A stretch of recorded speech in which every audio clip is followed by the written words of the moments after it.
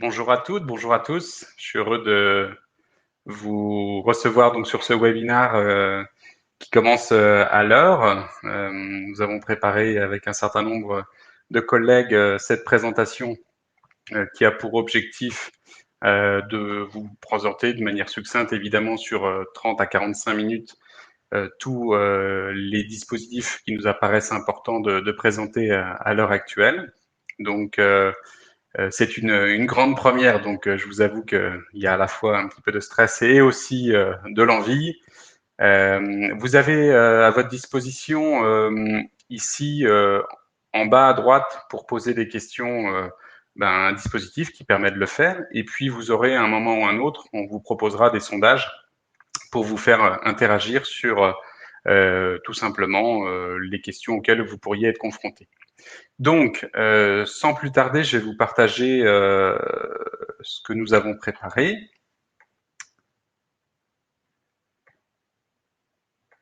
Et normalement, vous devriez voir apparaître un document que j'ai appelé quelque part une revue de presse des aides aux entreprises. Donc, pour commencer, je suis Michel Besançon, je suis le directeur général adjoint du CERF France Maine-et-Loire. Comme je le disais en tout début, cette présentation est le fruit d'un certain nombre d'experts chez CERF France Maine-et-Loire pour vous permettre d'accéder à un certain nombre d'informations dont vous avez forcément déjà entendu parler ici ou là, que vous avez pu éventuellement mettre en œuvre. Et l'idée est tout simplement de vous permettre d'avoir un certain ensemble. Donc, dans un premier temps, ce qu'on précise, c'est que c'est bien d'explorer les pistes. On ne peut pas rentrer dans le détail de tout sur 30 à 45 minutes. Et puis ensuite, c'est pas exhaustif, parce que vous le comprendrez, et vous allez voir, il y a déjà beaucoup d'informations. Donc c'est l'objectif, c'est de vous donner en mode flash des points de sensibilisation. Vous retrouvez de toute façon toutes ces informations sur notre site CERF France Maine-et-Loire ou sur le webzine CERF France Maine-et-Loire. Vous tapez sur Google webzine CERF France et vous arriverez directement dessus.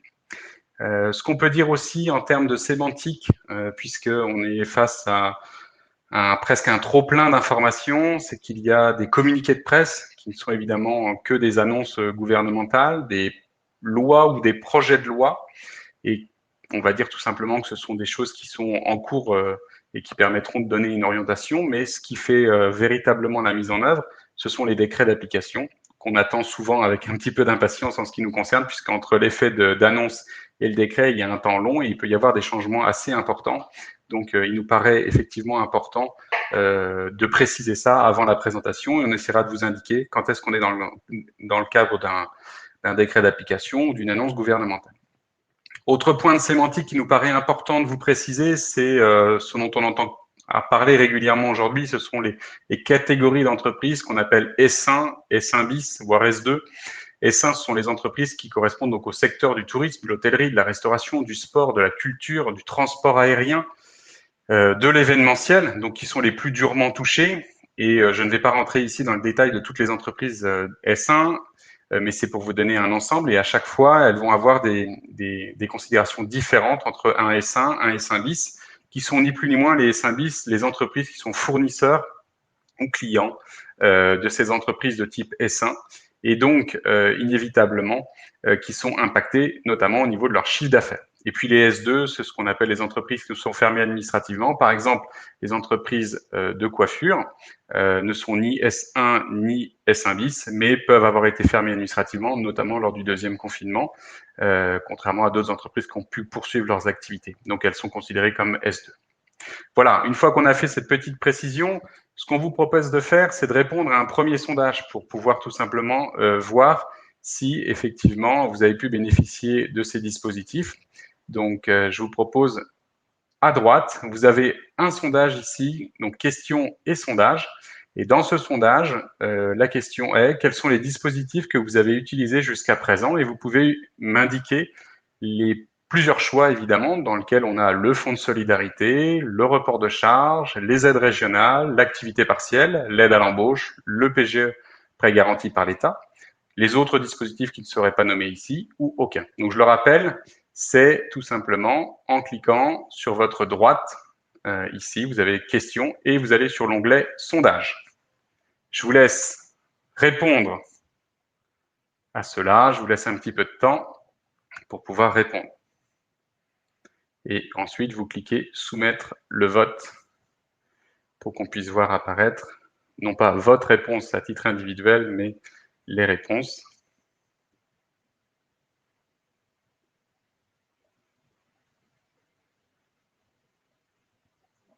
OK. Donc, on pourra bénéficier, on va dire, des réponses par ce biais-là. Ce qu'on constate, c'est qu'il y a un certain nombre, effectivement, de dispositifs qui ont été qui ont été utilisés. Alors, je vais effectivement en bénéficier. Ce qu'on constate principalement, c'est que le dispositif qui a été le plus utilisé, c'est l'activité partielle, notamment pour les employeurs de main-d'œuvre, ça paraît être une évidence. Le report des charges sociales, qui est quelque chose d'assez automatique. Le fonds de solidarité a été aussi utilisé. Et puis, ce qu'on constate aussi, c'est qu'il y a certaines entreprises qui ont répondu lors de ce webinaire en disant qu'elles n'avaient aucun dispositif. Alors, aucun dispositif ne veut pas dire forcément qu'elles n'ont pas eu du tout besoin d'eux, mais peut-être qu'elles n'ont pas eu aussi l'information. Et c'est quelque part aussi l'objectif de ce webinaire. Il se peut aussi qu'il n'y ait aucun dispositif qui corresponde à votre entreprise aujourd'hui, parce que l'activité a pu se maintenir malgré la situation sanitaire. Je vous propose d'enchaîner sur le fonds de solidarité. Alors, on va s'accrocher, parce que le dispositif du fonds de solidarité, il a vécu des grands changements réguliers, tous les mois, pour faire simple, à compter du moment où il y a eu du confinement, donc depuis le 16 mars. Le premier fonds de solidarité, je ne vais pas y revenir, mais il était sur des dispositifs assez faibles, c'est-à-dire 1 500 €. Et aujourd'hui, je vais me concentrer sur ce qui s'est passé à partir du deuxième confinement. Les entreprises qui sont concernées sont beaucoup plus larges qu'au premier. Ce sont les entreprises de moins de 50 salariés, sans condition de chiffre d'affaires, sans condition de bénéfice, sans contrôle, avec possibilité d'avoir des contrôles de société par holding, ce qui n'était pas possible dans le premier, et ça marche aussi pour les entreprises qui ont été créées avant le 31 août 2020. C'est-à-dire qu'on a élargi de manière importante le fonds de solidarité. Le montant de l'aide, il est difficile à préciser de manière synthétique puisqu'il dépend de la date, du secteur d'activité auquel vous êtes rattaché et de la baisse du chiffre d'affaires auquel vous êtes confronté. Alors, je me suis concentré sur des explications qui concernent le mois d'octobre. Pourquoi? Parce que le mois d'octobre, il est impératif de faire sa demande avant le 31/12. Donc, il vous reste une petite dizaine de jours pour pouvoir le faire si ça n'avait pas été le cas. Et au mois d'octobre, on avait des entreprises qui étaient soumises à couvre-feu, des populations soumises à couvre-feu ou des populations soumises qui n'étaient pas soumises à couvre-feu, et il y a une différence. Donc, si vous étiez soumis à couvre-feu, l'aide de la valeur était du montant de la perte de chiffre d'affaires dans la limite de 10 000 €. C'est le premier seuil où on voit apparaître le montant des 10 000 €. Si vous aviez une perte supérieure à 50% du chiffre d'affaires et que vous étiez dans le secteur S1 ou S1 bis, vous voyez pourquoi je vous parlais du S1 et S1 bis, eh bien, à ce moment-là, vous vous retrouvez dans une situation où l'aide est aussi sur cette valeur de 10 000 €. En revanche, si vous n'étiez pas sur ces critères-là, l'aide retombait à 1 500 € ou retombe à 1 500 € si vous n'avez pas fait la demande. Si vous étiez hors couvre-feu et que vous êtes dans un secteur S1 et S1 bis, eh bien, vous devez y ajouter le montant de la perte de votre chiffre d'affaires. S'il est supérieur à 70%, là aussi, vous pourrez bénéficier de l'aide de 10 000 € avec une spécificité, c'est qu'il faut avoir ce 10 000 € sera à hauteur de 60% de votre chiffre d'affaires. Donc, il faut avoir une perte de chiffre d'affaires bien supérieure à 10 000 € pour pouvoir prétendre à 10 000 €. Donc, là encore une fois, si vous êtes en dessous de ces critères-là, l'aide retombe à 1 500 €. Le point à retenir, c'est que, évidemment, dans ce dispositif-là, vous faites la demande sur impôts.gouv et il est important, si vous n'aviez pas fait la demande, de la faire avant le 31/12. Alors, je vois qu'il y a des questions. Je vous proposerai d'essayer d'y répondre. Je dis bien essayer parce qu'il va y avoir des questions, à mon avis, techniques, et je vais essayer d'y répondre à des moments précis. Mais si je vais sur la question qui m'est posée, en ce qui concerne le contrôle d'une holding, on est bien d'accord que le nombre de salariés à prendre en compte est le nombre du total des salariés des entreprises liées. Oui, c'est tout à fait la réponse, c'est-à-dire qu'effectivement, on ne prend pas entreprise par entreprise, mais effectivement, on prend en logique de groupe. C'est-à-dire qu'ils ont ouvert la possibilité de la holding, mais évidemment, dans ce cadre-là, on fait attention à la logique des entreprises liées. Donc la réponse est oui, effectivement. Si je vais sur novembre, ici, si je vais sur novembre, qu'est-ce qui se passe? On est dans la phase de confinement généralisé, enfin, ou de reconfinement, et donc on a des fermetures administratives qui viennent se mettre en place. Et là, l'administration met en place un fonds de solidarité qui permet de couvrir la perte de chiffre d'affaires pour ces entreprises qui sont fermées administrativement. Donc, la limite est toujours de 10 000 euros pour les secteurs S1. Pour les secteurs S1 qui ont une baisse de chiffre d'affaires supérieure à 50%, mais qui ne sont pas fermés administrativement. On pourrait penser à l'hôtellerie notamment. La perte de chiffre d'affaires est compensée dans la limite, elle aussi, de 10 000 euros. Pour les entreprises S1 bis ayant perdu, en revanche, leur chiffre d'affaires, enfin on compare là le chiffre d'affaires, là non plus sur l'année dernière, mais on le compare par rapport à ce qui s'est passé au moment du premier confinement, pour prendre en considération, on va dire, la réalité économique. Et donc pour ces entreprises S1 bis, elles ont le droit à une aide de 80% de la perte de chiffre d'affaires, et là aussi plafonnée à 10 000 euros. Donc pour faire simple, si une entreprise a perdu 12 500 euros de chiffre d'affaires sur le mois de novembre, eh bien, elle se retrouve avec une aide de 10 000 euros. On voit bien que là, le dispositif, il est essentiellement centré sur les entreprises qui sont impactées directement par le confinement. Et donc, les autres entreprises, elles ont un système d'aide plafonné à 1 500 euros maximum. Là, la demande de la situation du mois de novembre sur le fonds de solidarité sera réalisée avant le 31 janvier. Il peut être évidemment fait avant, mais il faudra bien penser à le faire avant le 31 janvier. Donc on voit bien déjà entre octobre et novembre quelques variantes entre la notion de couvre-feu, pas couvre-feu, et ensuite de fermeture administrative où on n'a pas besoin de justifier finalement grand-chose en termes de perte de chiffre d'affaires, et les entreprises qui ont une activité et pour lesquelles il faut qu'ils justifient d'une baisse de chiffre d'affaires par rapport à l'année d'avant. Donc ça, c'est sur le mois de novembre. Et ensuite, on a le mois de décembre. Donc, je vous ai reprécisé ce qui se passe de manière la plus synthétique possible. Pour les entreprises fermées administrativement, on se retrouve dans le même cas, c'est-à-dire les 10 000 euros, sauf qu'il est ajouté une spécificité, c'est-à-dire que en plus, on a une activité saisonnière au mois de décembre, notamment chez les commerçants. Et donc, on a une indemnisation qui est à hauteur de 20% du chiffre d'affaires qui peut être pris en compte. Donc, concrètement, une entreprise qui fait plus de 50 000 euros de chiffre d'affaires aura intérêt d'utiliser le dispositif avec la proportion des 20%. C'est limité à 200 000 euros de chiffre d'affaires par mois. Mais c'est quelque chose qui est tout à fait intéressant puisque les entreprises qui ont notamment un effet saisonnalité vont pouvoir en bénéficier. Ensuite, on a les entreprises qui ne sont pas forcément fermées administrativement, mais qui sont du secteur S1. Eh bien là, l'aide est aussi de 10 000 euros, donc dans la limite de la perte de chiffre d'affaires, hein, ou une indemnisation de 15% de leur chiffre d'affaires. Donc là, on passe de 20 à 15. Mais il y a une petite précision, c'est que si vous avez perdu plus de 70% de votre chiffre d'affaires, eh bien là, vous reprenez le taux à 20%. Donc concrètement, vous pouvez avoir un dispositif tout à fait intéressant, effectivement d'aide, avec ce ratio de 20% si vous avez perdu dans le secteur S1 des niveaux de chiffre d'affaires importants. Pour les activités de secteur S1 bis, donc les fournisseurs des entreprises les plus impactées, eh bien, une aide pouvant aller jusqu'à 10 000 euros dans la limite de 80% du chiffre d'affaires. Là, en fait, il faut avoir fait un chiffre d'affaires plus important pour avoir une aide un petit peu plus faible. Et donc, ce sont notamment concernées toutes les activités, on l'a dit, de commerce de gros, de blanchisserie, qui sont indirectement touchées par la crise parce que leurs propres clients, leurs propres fournisseurs sont impactés. Et ensuite, là encore une fois, si on n'est pas dans S1 ni dans S1 bis, à ce moment-là, on se retrouve sur un critère qui est assez simple, c'est le plafonnement de l'aide de la perte de chiffre d'affaires dans un niveau plafonné à hauteur de 1 500 euros.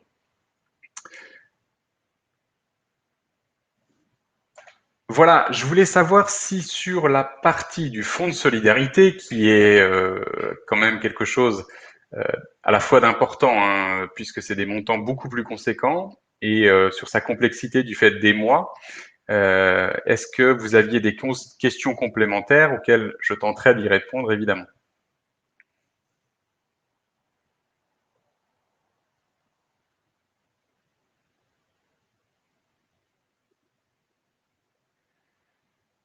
J'ai pas spécialement de questions. Je vois que j'en ai une qui concerne la notion de holding. Donc, pouvez-vous confirmer que la notion de holding disparaît pour l'aide de décembre? Je n'ai pas cette réponse-là. Ce que je propose, c'est me la noter et de revenir vers vous pour pouvoir y répondre, notamment sur l'aide des entreprises de moins de 50 salariés avec prise de détention en holding. J'ai une question. J'ai été fermé administrativement en novembre, donc un institut de beauté. L'aide maximum est-elle de 1 500 € ou de 10 000 €? Alors, si on est sur, si je reviens sur le diaporama et que j'essaye de me mettre dans la position, on va dire, de l'analyse de la situation, fermeture administrative. À compter du moment où j'ai une fermeture administrative, ça l'emporte en fait par rapport à votre secteur. Si vous êtes fermé administrativement, la limite, on va dire, est de 10 000 € pour les secteurs S1. Donc, on n'a pas de, pour moi, on n'a pas de problème. Vous avez forcément une baisse de chiffre d'affaires puisque vous êtes fermé administrativement. Donc, à compter du moment où vous êtes fermé administrativement, vous êtes sur l'aide des 10 000 €. C'est ce qu'on appelle, on va dire, ça l'emporte sur le reste. Et le dispositif est, à mon avis, enfin, c'est pas à mon avis, il est de 10 000 €. Et votre demande qui est à faire auprès, enfin, sur le formulaire d'impôt.gouv, est sur cette notion-là. Donc, ils vont vous demander si vous êtes fermé administrativement, compte tenu que vous ne pouviez pas accueillir du public, comme les coiffeurs, l'esthétisme ou un certain nombre d'activités de ce type. Vous étiez interdit d'exercer, et donc l'aide est à hauteur de 10 000 € dans la limite de la perte de chiffre d'affaires, et comparativement à l'année passée. Alors après, il y a les particularités de création d'entreprise. Donc là, je ne rentre pas complètement dans le détail, mais alors je lis la question suivante. Peut-on comparer le chiffre d'affaires de décembre 2020 au chiffre d'affaires moyen des 12 mois 2019? Alors si oui, c'est 15 ou 20% de la moyenne de l'an dernier ou du mois de décembre 2019. Là, on rentre dans effectivement des particularités. Je vais essayer d'y répondre quand même. Peut-on comparer le chiffre d'affaires de décembre 2020 au chiffre d'affaires moyen des 12 mois de l'année 2019? Pour moi, il est comparé, on va dire, au plus pertinent, c'est-à-dire à la meilleure des situations, surtout si vous avez un effet de saisonnalité. Si oui, c'est 15 ou 20% de la moyenne de l'an dernier ou du mois de décembre 2020. Alors ça dépend effectivement si votre perte de chiffre d'affaires est, si on est bien sur novembre ou décembre. Peut-on comparer? Alors moi, si c'est décembre, on n'est plus sur des éléments de comparaison comme en novembre.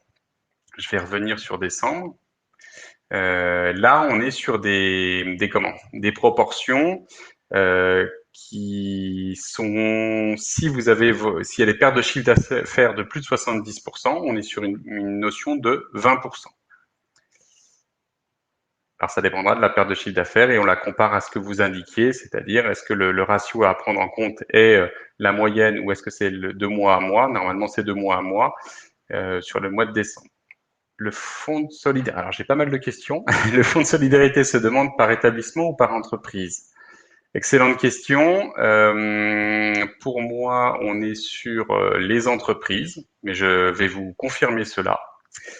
Pour décembre, c'est bien ça, j'ai répondu. Et enfin, j'ai une entreprise avec 3 établissements, une entreprise SARL avec 2 établissements. Lorsque je fais la demande sur impôt.gouv, pour info, on me demande mon numéro de SIRET. C'est donc effectivement la notion d'établissement.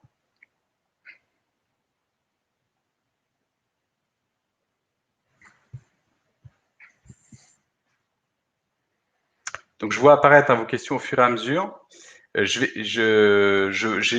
toutes les questions, mais dans un souci pour pas qu'on aille, j'ai un certain nombre de choses à vous présenter. Je vais arrêter sur ces questions-là sur le fonds de solidarité. En revanche, si je n'ai pas complètement répondu, notamment sur la notion de SIRET sirène et du mois de décembre de comparaison NN-1, je vais fournir les réponses a posteriori si évidemment si c'est possible pour vous. Alors, j'enchaîne sur la notion des dispositifs qui peuvent vous être utiles au niveau de l'entreprise en termes d'information. L'administration fiscale vous a plutôt bien informé sur ce sujet-là. Un petit rappel sur le crédit d'impôt abandon de loyer. Le crédit d'impôt pour inciter les bailleurs à annuler une partie de leur loyer sera donc introduit dans le projet de loi de finances. Alors, il est introduit dans le projet de loi de finances 2021, c'est fait. En revanche, il y avait eu des annonces diverses et variées sur un taux à 30%, sur octobre, novembre, décembre, sur novembre, décembre. Il se trouve que ça a été précisé. Donc, c'est sur les entreprises de moins de 250 salariés fermées administrativement ou appartenant au secteur de l'HCR. Et le crédit d'impôt est égal à 50%. Et ça vient d'être limité au mois de novembre puisqu'ils ont considéré que le mois de décembre, ils avaient compensé par l'intermédiaire du fonds de solidarité. En tout cas, c'est écrit comme tel. Donc, décembre ne rentrera pas dans ce critère-là. L'une des questions qui peut nous être posée, puisque le mois de novembre est passé, c'est est-ce que un propriétaire peut le faire de manière rétroactive? Oui, il peut le faire, sous condition qu'il ait indiqué son consentement avant le 31/12, et donc il pourra bénéficier du crédit d'impôt. Il y a un point d'importance quand même qui est à noter, c'est qu'il ne faut pas qu'il y ait de lien de dépendance entre le locataire et le propriétaire, pas d'effet d'aubaine en fait tout simplement. Donc il y a un texte qui est prévu pour cela. Et puis l'autre point important qu'il est à noter si on veut sensibiliser son propriétaire, sachant qu'il reste assez peu de temps, mais malgré tout ça peut se faire, c'est que si quelqu'un, un propriétaire qui est imposé à l'impôt sur le revenu, donc c'est pas une société par exemple IS qui est détenteur des biens immobiliers, eh bien une SCI à l'IR ou un particulier, on va dire ça comme ça, s'il a une tranche marginale d'imposition de 30%, il faut savoir qu'entre la perte de loyer qu'il va consentir, il va faire une économie d'impôt, il va faire une économie de CSG, il va avoir le crédit d'impôt, et bon an mal an, sur les proportions, ça va lui coûter zéro. C'est-à-dire que son abandon va être compensé totalement fiscalement entre la perte des impôts qu'il ne va pas payer, la perte de CSG qu'il ne va pas payer et le crédit d'impôt qu'il va récupérer. Donc le dispositif se veut équilibré. Il est relativement limité, on en a beaucoup parlé, ça a fait un beau buzz médiatique, mais au final, ça va correspondre à assez peu, finalement, de dispositifs, enfin assez peu de cas. Ensuite, autre point important, ça concerne la fiscalité. Il est assez intéressant en tout cas de conserver à l'esprit que dans votre entreprise, là en l'occurrence IS, alors il y a un dispositif qui s'appelle le carryback. Je rentre pas dans le détail exact, mais pour faire simple, le carryback, c'est un dispositif qui, quand on fait un déficit dans une société à l'IS alors qu'on avait fait des bénéfices les années passées, on refait un calcul en disant j'aurais le droit à quelque part un crédit d'impôt parce que j'aurais pas dû payer l'impôt les années passées. Bon, pour faire simple, et vous le faisiez valoir sur l'IS à venir. Là, compte tenu que c'est une créance qui vous est due, eh bien, vous avez la faculté de redemander cette IS immédiatement. Ensuite, vous avez les crédits d'impôt recherche. Si vous aviez fait des demandes et que vous n'aviez pas encore eu les versements, vous pouvez faire la demande de versement immédiatement. Puis ensuite, vous avez la CET, qui est un impôt qui est passé d'un plafonnement de 3% à 2% dans le cadre des dispositifs. Et si vous avez payé cette CET, eh bien, vous pouvez demander à son remboursement. Pour faire simple, encore une fois, on va sur son espace professionnel, sur impôt.gouv, et télécharger et télédéclarer pardon, les éléments pour pouvoir demander le remboursement des valeurs des impôts que vous souhaitez. Ensuite, je voulais faire un petit focus sur les aides régionales, puisque tous les dispositifs nationaux, on en entend parler régulièrement, on va dire, sur différents médias. Il me paraissait intéressant de faire un petit focus sur ce qui se passe au niveau des aides régionales, puisqu'il y a beaucoup de choses qui sont à disposition. Là, je vais vraiment faire un petit laïus, et c'est pour vous donner, on va dire, le réflexe potentiel d'aller sur le site Région Pays de Loire, puisqu'il est à la fois très bien fait et aussi structuré pour vous permettre d'aller chercher ce qui vous intéresse. Il y a des aides financières au conseil pour la prise de décision. L'éligibilité, c'est pour pouvoir en fait vous faire aider par un consultant extérieur, par exemple. Vous faites appel à un consultant extérieur et vous faites financer quelque part les honoraires de ce consultant extérieur parce que vous en aviez besoin. Donc pour l'analyse stratégique de l'entreprise, les ressources humaines, l'organisation des flux et des process internes, le développement durable. Le développement à l'international, la stratégie des levées de fonds, les démarches de certification.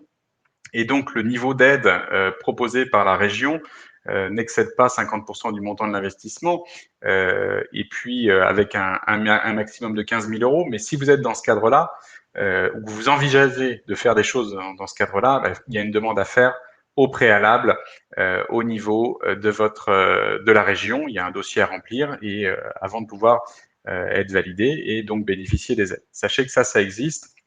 et c'est à votre disposition. Il y a aussi tout un dispositif d'aide à l'export. Alors, toutes les entreprises ne sont pas concernées par l'export, mais il faut savoir qu'il y a environ 6 dispositifs sur l'aide à l'export, que ce soit l'audit de la situation, les aides à l'emploi à l'export, le groupement, enfin les aides pour favoriser la gestion de groupements ou du conseil ou de la prospection. Là encore, le dispositif est très bien expliqué sur le site des Pays de Loire.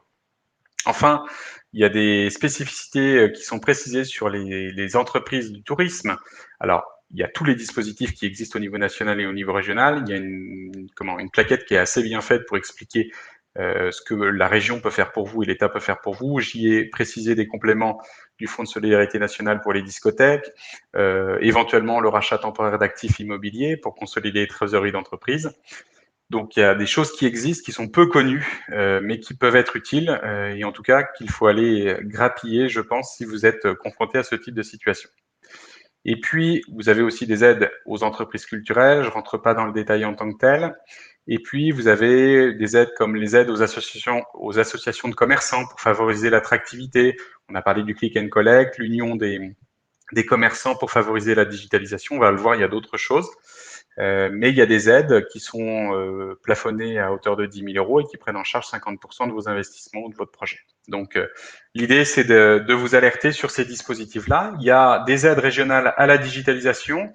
Là, encore une fois, on est sur la logique de l'entreprise TPE-PME, puisque on est sur des entreprises de moins de 50 salariés, avec moins de 10 millions d'euros de chiffre d'affaires, avoir une existence de plus de 2 ans. L'éligibilité du projet, c'est pour les projets à forte valeur ajoutée pour l'entreprise en termes de croissance, de process interne. Ça va concerner en fait tout simplement les investissements qu'on considère comme immatériels, tout ce qui est progiciel, maintenance, formation, paramétrage, installation. Et ces subventions sont de l'ordre de 50% des investissements, dans la limite là encore de 15 000 euros, du montant de l'investissement.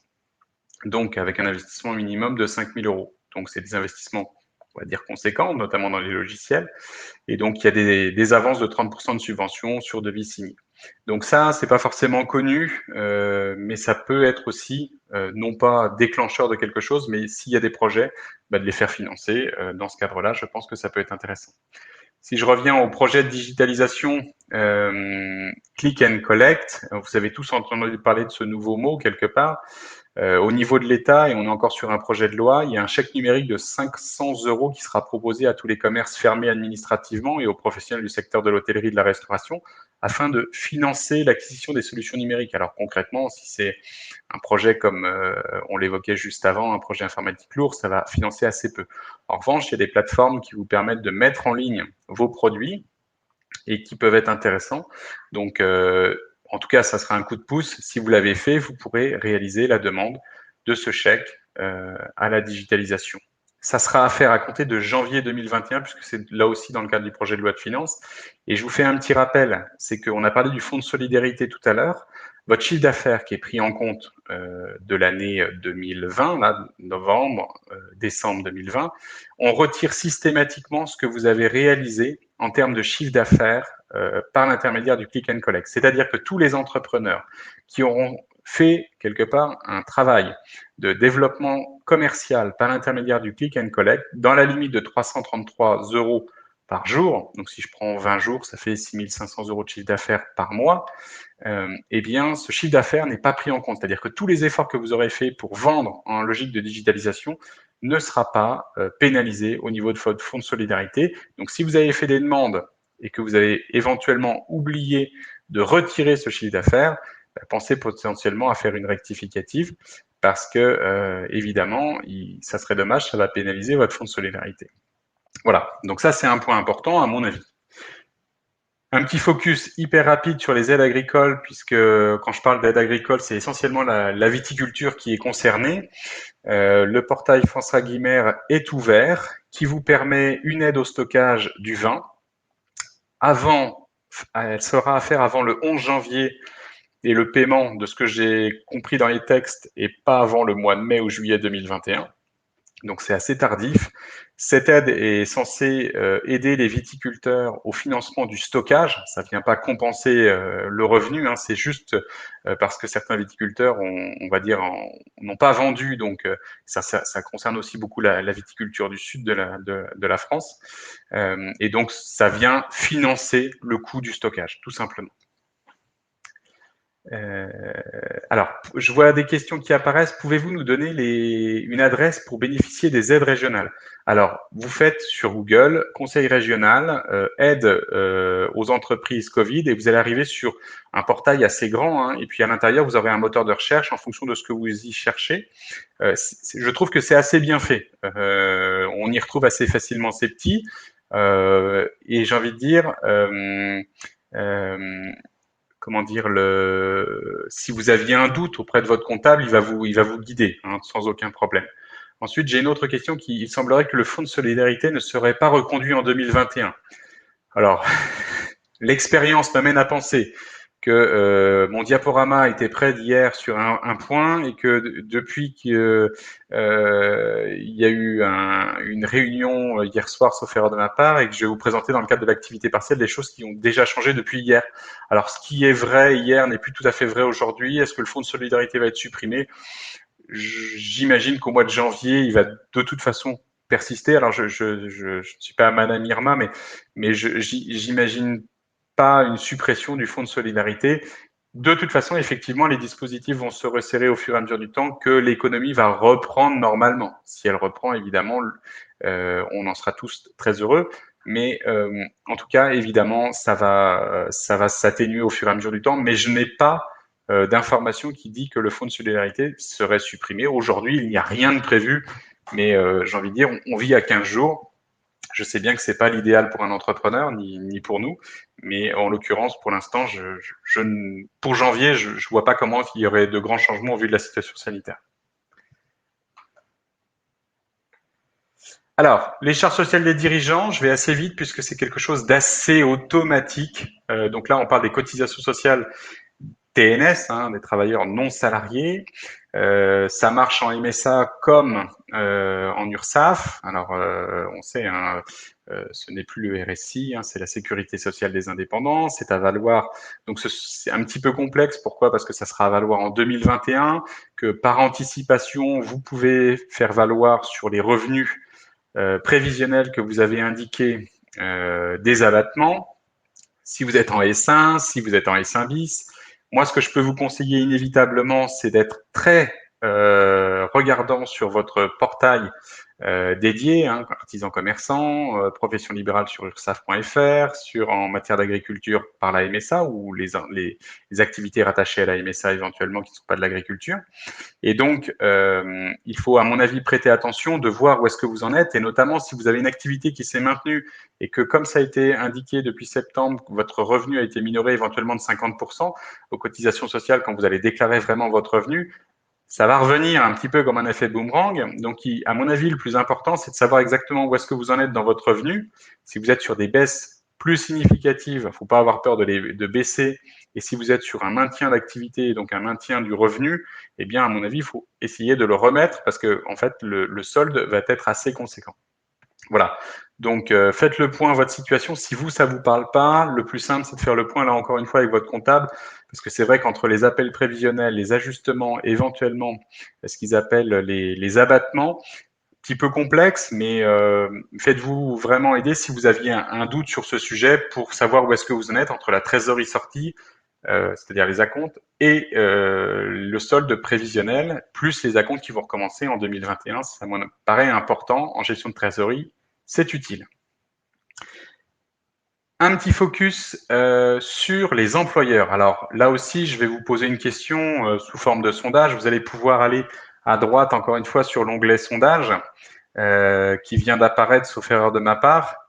Selon vous, la question, on va dire, c'est quel est le montant de l'indemnité en pourcentage du salaire brut que perçoit un employeur en cas d'activité partielle?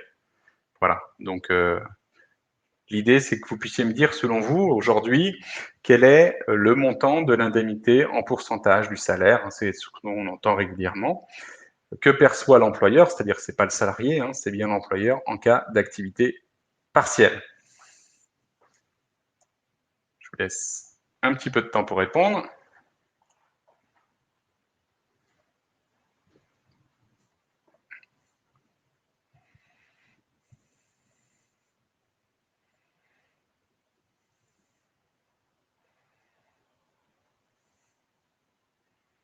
Alors, je vois les réponses arrivent au fur et à mesure. J'ai les... Bon, bah, c'est assez équilibré, hein, je dois vous dire. J'ai envie de dire, c'est comme à l'école des fans. Tout le monde a un petit peu raison. Pourquoi? Parce que ça dépend concrètement de la situation dans laquelle on est, encore une fois, et à quelle date on se trouve. Je vais vous expliquer ça un peu plus loin. Ça peut être 70%, ça peut être 60%, ça peut être 36%, ou cela va être 36%. Alors, c'est ce que je vous expliquais tout à l'heure, c'est qu'effectivement, il y a des choses qui vont bouger. La demande d'autorisation d'activité partielle, si on fait un rappel, elle est à réaliser sur le portail de l'ASP. Si vous avez été confronté à l'activité partielle, c'est bon. La réponse aujourd'hui, ce qui est important, c'est que si vous êtes amené à faire un avenant, puisque les demandes sont à faire maintenant jusqu'au 31/12, elles avaient été bloquées jusqu'au 31/12, sauf l'activité de bar, restaurant, qui elle avait été autorisée jusqu'au 31 mars. Donc il va falloir refaire des avenants. Si vous devez refaire des avenants, n'oubliez pas que vous avez des délais de réponse à 15 jours. Donc c'est plus comme la grande période, on va dire, du mois de mars-avril où ça éclusait les uns derrière les autres les demandes et les validations. Là, il faut 15 jours et ils utilisent les 15 jours. Donc tant que vous n'avez pas votre autorisation, vous ne pouvez pas faire les demandes d'indemnisation. Votre demande doit être motivée, c'est important, ça permet, on va dire, d'éviter les tracas de contrôle. Et puis, ce qui est important, c'est de vérifier la bonne mise en œuvre de l'impact sur les salaires, puisque notamment, on prend en compte toute la rémunération dite normale, dont les primes régulières. Ça évite on va dire, problèmes dans une entreprise avec des salariés. Et puis, la demande d'indemnisation, qui n'est pas la demande d'autorisation d'activité partielle, donc le moment où vous demandez l'argent pour être indemnisé, elle peut être faite dans un délai d'1 an. Si vous avez loupé un mois, quelque chose comme ça, vous avez le temps de la mettre en œuvre. En général, on n'oublie pas, hein, puisqu'il faut payer les salaires pendant ce temps-là. Mais bon, on a déjà vu. Donc le montant de l'aide, elle est de 60% du salaire brut, c'est-à-dire en tant qu'employeur, vous touchez 60% du salaire brut, avec un minimum de 8,03 €, hein, alors je ne parle pas des apprentis, et 70% si vous êtes dans les secteurs S1 et S1 bis, c'est ce que je vous disais. Et là, ça devait s'arrêter au 31/12, ça avait été annoncé 31 janvier en disant il n'y aura pas de souci, et ça vient d'être indiqué, c'est pour ça que je le mets en italique, comme quoi, donc il y a un projet d'ordonnance qui est en cours de rédaction, on s'ennuie pas en fin d'année, donc qui est prévu jusqu'au 30 juin, je le mets bien en italique. Hein. Et puis le salarié, lui, jusqu'à présent, est indemnisé sur 70% du brut.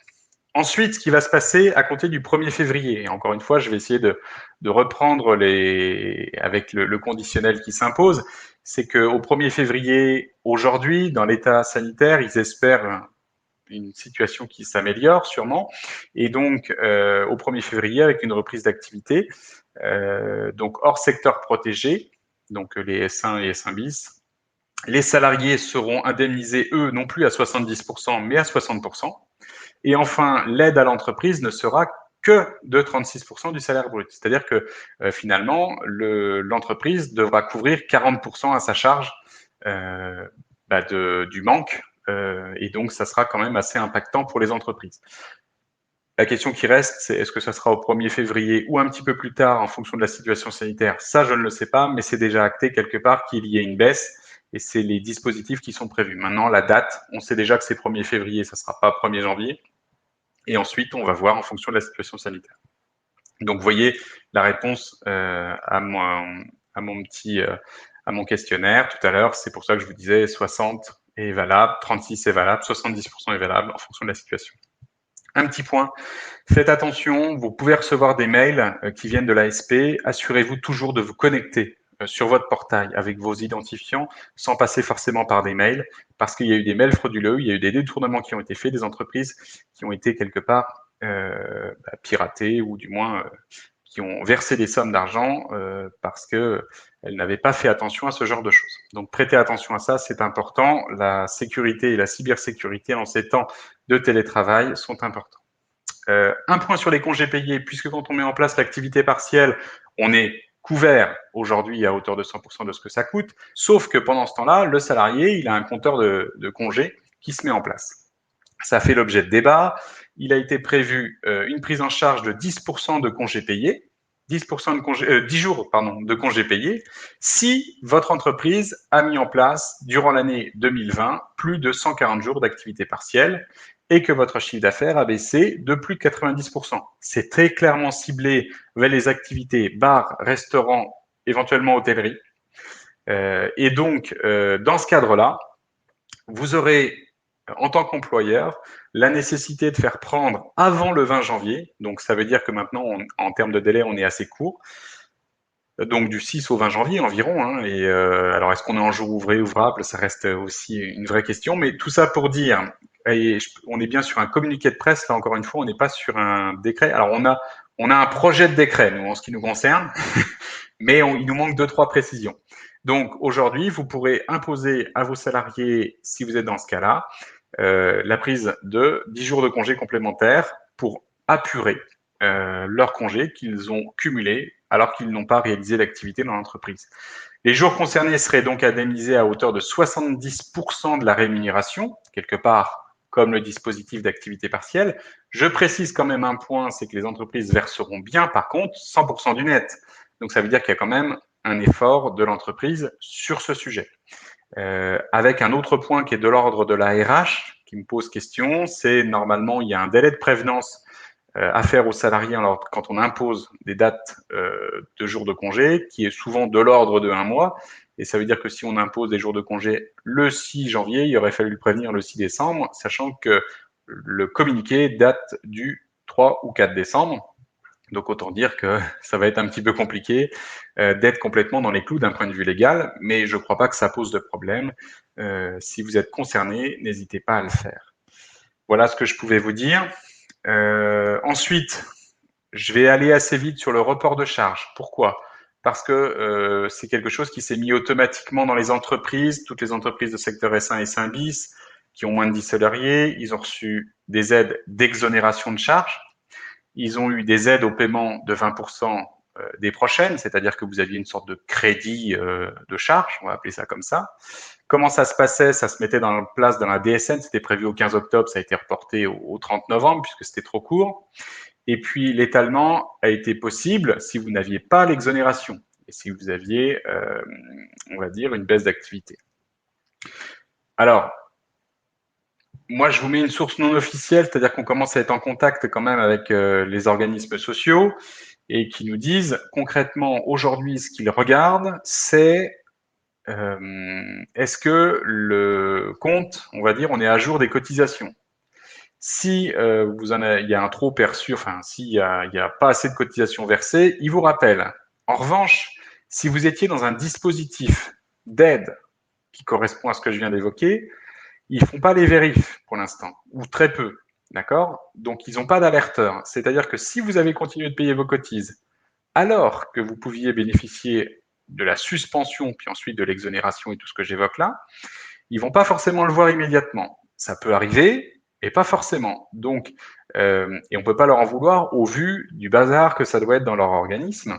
Et donc, ça me paraît important de vous alerter sur le fait que si vous n'avez pas bénéficié ou pas voulu souhaiter, ou si vous n'avez pas souhaité bénéficier du dispositif de report, eh bien, à mon avis, c'est pas sûr qu'ils reviennent vers vous. Donc, vérifiez éventuellement ce point-là, ça me paraît important. Donc, on n'avait pas fini le premier confinement et les aides du premier confinement que le deuxième est arrivé, ce qui pose quelque part question parce qu'on ne va pas pouvoir bénéficier des 20% sur les cotisations à venir. Il y a la même chose sur la MSA qui avait commencé à dire que ça s'arrêtait au 31-12. Ça a été finalement stoppé. Donc, normalement, toutes les aides, on devrait pouvoir en bénéficier au fur et à mesure du temps. Moi, je vous encourage là aussi à faire le point entre ce que vous avez payé, ce que vous auriez dû payer et les écarts qu'il peut y avoir. Je sais que c'est un sport et nos gestionnaires de paye sur le service employeur sont confrontés à ça. Mais là aussi, vous pouvez éventuellement les solliciter sur ce sujet, sachant que eux n'ont pas forcément l'information de ce qui a forcément été, tout a été prélevé. Donc voilà, il y a peut-être une communication à avoir sur ce sujet. Mais concrètement, je ne vais pas y revenir là-dessus. Le deuxième confinement, même combat. Ils sont passés sur le même dispositif. Si vous avez reporté vos cotisations, vous bénéficierez d'une information, je sais pas, en mars-avril, sur finalement ce qui se passe. Voilà, donc les reports de charges, le point de vigilance, c'est attention, c'est à vérifier. Après, moi, je voulais vous faire un petit focus sur les aides à l'embauche. Pourquoi? Parce que dans cette situation-là, il y a eu des dispositifs qui ont été mis en œuvre, qui sont les aides à l'alternance, qu'on soit en contrat de professionnalisation ou en apprentissage. Les dispositifs sont connus, c'est 5 000 euros si vous embauchez une personne de moins de 18 ans, 8 000 euros si elle a plus de 18 ans, et ce avant fin février. Donc maintenant, il nous reste 2 mois. Le processus, c'est qu'il y a une demande à votre organisme OPCO, qui transmet à l'ASP via le compte SILAE. Alors pour ceux à qui ça parle, vous voyez bien ce que je veux dire, il y a un petit lien à réaliser, mais n'oubliez pas ces obligations. Et puis ensuite, on vérifie par la DSN pour l'apprenti, et en revanche, pour le contrat pro, il faudra envoyer votre bulletin sur une plateforme dédiée. C'est-à-dire qu'il n'y a pas d'uniformisation. Au moins, ils ont uniformisé sur les aides, les dispositifs et autres. Mais bon, pour les éléments, on va dire, à envoyer à l'organisme, ça passe par la DSN. Donc, il n'y a rien à faire, j'ai envie de dire, de plus. En revanche, pour le contrat pro, il y a le bulletin envoyé sur une plateforme précisée.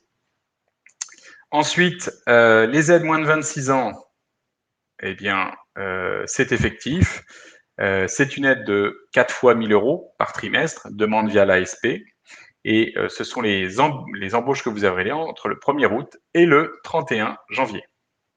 Il y a un dispositif travailleur handicapé qui ressemble comme deux gouttes d'eau aux moins de 26 ans, sauf qu'il est disponible depuis le 1er septembre et il s'arrêtera au 31 janvier.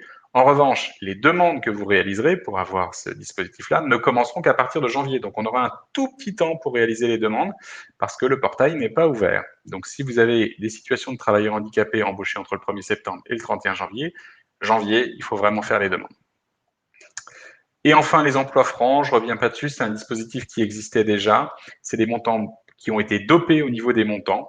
Là aussi, du 15-10 au 31 janvier, sur en fait des embauches de personnes qui sont dans des zones bien précisées et qui favorisent l'emploi dans des secteurs qui ne le sont pas favorisés. Et donc, ce sont des aides quand même significatives puisque ça peut monter jusqu'à 17 000 euros sur 3 ans. Donc voilà, ça c'est pour faire un petit focus de ce qui existe aussi en termes d'aide. Là aussi, où est-ce que vous pouvez retrouver ces informations? Il y a un site référence qui s'appelle c'est le site Un jeune, une solution, pour trouver toute la documentation, toute l'information et même plus que ce que je viens de vous préciser évidemment. Et ça me paraît intéressant que vous puissiez aller y faire un tour si vous avez des besoins en la matière. Un petit rappel, la prime pouvoir d'achat, sachez qu'elle a été ouverte jusqu'au 31/12/2020. Petit rappel légal, c'est que si vous l'avez versé en l'année 2019, vous ne pouvez pas l'augmenter en 2020 ou la verser en 2 fois, une fois en 2019, une fois en 2020. Mais en revanche, si vous n'avez rien fait, vous avez le droit à verser jusqu'à 1 000 euros dans tous les cas et 2 000 euros si vous avez un accord d'intéressement. Rappel, c'est quand même une prime qui est sans charge sociale, sans fiscalité pour le salarié, avec une efficience totale, ce qui est payé et versé totalement au salarié. Il y a eu une ouverture sur un dispositif défiscalisé, j'ai envie de dire, ce sont les chèques cadeaux, avec l'élargissement du dispositif, puisqu'il était limité à 5% du plafond de la sécurité sociale, c'est-à-dire 170 euros. Il a été doublé à 343 euros, c'est-à-dire 10%, et en fait, vous pouvez à tout moment le rattacher, parce qu'il y a normalement un événement qui génère ce chèque cadeau, donc vous pouvez le rattacher à Noël, j'ai envie de dire, ça pose aucun problème. C'est à faire avant le 31/12. Donc là, ça va être court, il vous reste 10 jours, et donc si vous décidez de donner quelque chose aux salariés par l'intermédiaire de chèque cadeau, c'est possible avant le 31/12 et c'est totalement, on va dire, exonéré de charges. Un point sur les exonérations de charges pour les viticulteurs, ce secteur aussi qui est touché. Eh bien, sachez que vous aurez une exonération de 150 ou 25% en fonction de votre baisse de chiffre d'affaires. C'est par rapport à votre baisse de chiffre d'affaires par rapport à l'année dernière. On est toujours dans l'attente des décrets, mais sachez que sur les exonérations de charges sociales, eh bien, vous aurez des choses qui seront faites. Je reviens vers vous pour savoir si vous avez des questions par rapport à tout ça.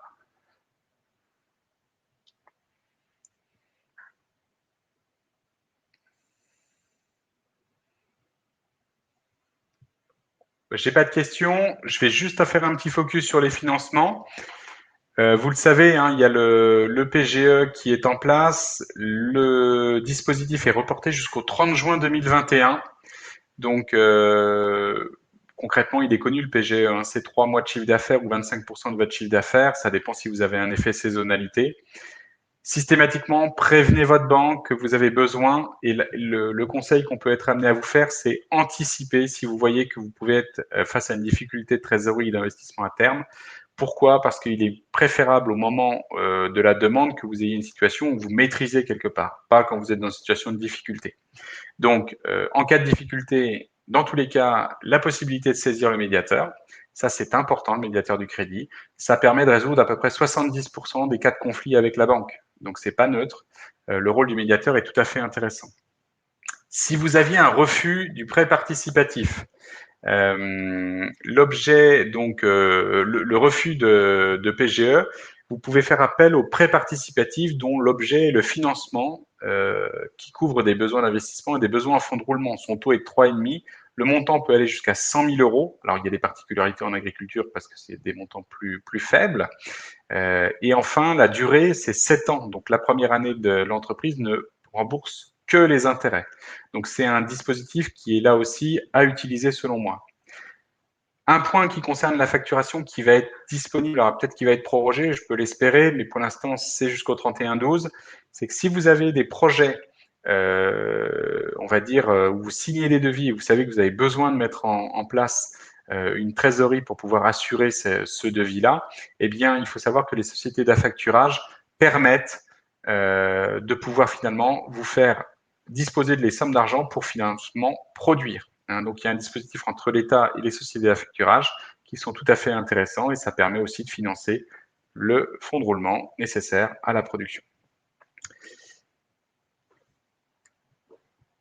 Encore des dispositifs de financement, fonds de résilience territoriale au niveau des Pays de Loire. Donc, il y a des avances de trésorerie qui sont disponibles. Ce fonds de résilience, ça dépend de votre niveau de chiffre d'affaires. Vous avez des avances de trésorerie de 3 500 à 20 000 euros. Vous avez aussi des prêts de trésorerie qui sont disponibles avec le prêt rebond de 10 à 75 000 euros. Il y a Pays de Loire redéploiement qui est entre 50 pour les entreprises de 50 à 200 à 2 millions d'euros sans garantie sur des durées qui peuvent durer de 10 ans, dont 4 ans en différé. Donc là, on est quand même sur des montants très conséquents. Alors les dossiers à remplir sont eux-mêmes conséquents, mais sachez que ça existe. Et puis, les pays de Loire rebond, ce sont là pour les entreprises en difficulté qui permettent en fait tout simplement de leur permettre pendant 6 mois d'avoir une trésorerie à taux zéro. Donc là encore, c'est pas forcément connu et l'idée c'était de faire un petit focus sur ces dispositifs qui sont intéressants. Les régions Pays de Loire, en lien avec d'autres partenaires, peut proposer des garanties de prêts bancaires. Et puis, il y a une autre solution qui est le soutien en fonds propres. Alors là, c'est des prises de participation minoritaires dans le secteur de l'innovation, des secteurs émergents ou de l'industrie. Et là encore, ça peut être un bon moyen, on va dire, de bénéficier de fonds de financement de son entreprise. Donc là aussi, encore, vous retrouverez tous ces dispositifs sur le site de la région. Il est assez bien fait, vous y retrouverez les intérêts. Je vois qu'il y a une question qui, nous avons fait une demande d'exonération de charges patronales de février à mai 2020.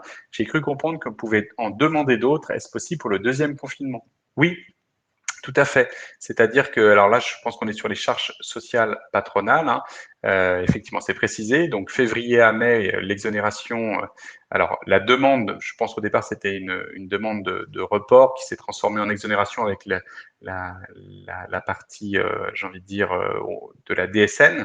Vous avez fait votre DSN au 15 octobre, enfin 5 novembre ou 5 octobre ou 5 novembre, ça dépend de la taille de l'entreprise.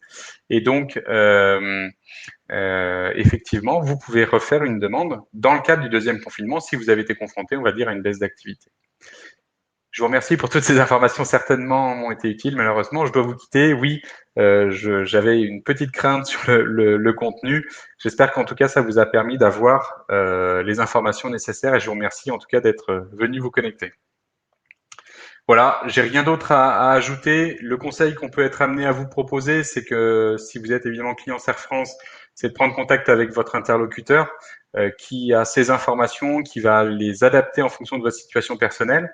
Ça me paraît important. Sollicitez-le, c'est fait, il est là pour ça. Peut-être un peu moins présent pendant les périodes de fête de fin d'année, puisqu'on leur a demandé un peu de prendre des congés.